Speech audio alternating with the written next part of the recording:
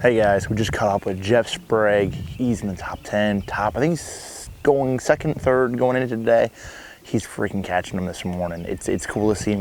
He's upbeat. He's ready to go. He can senses. This is something about fishing is you sense that you're in the contention to win. He's caught a 5.5, 5.5 pounder, a 3.5. And what he's doing is he's fishing these chunk rock banks with a square bill.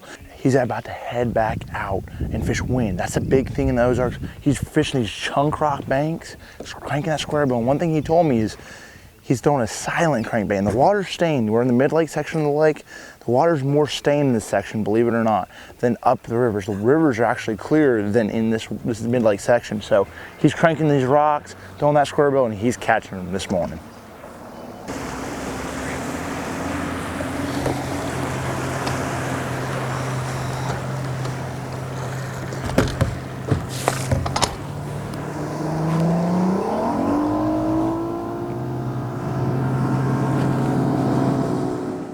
All right, guys, we just made a big move for Jeff Sprague. Ran all the way up the river. It's a decent distance for sure.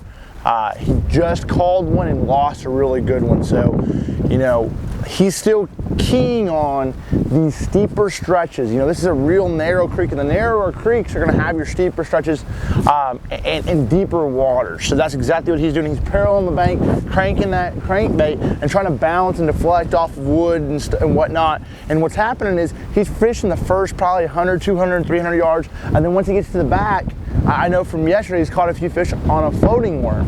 And so he's going down through here, cranking his way back into the backs where the fish are spawning, and fishing pre-spawn fish here in the front, and then fishing spawning fish in the back. So he's got two things going. Hopefully he can put a couple more big ones in the boat, and we'll see what happens.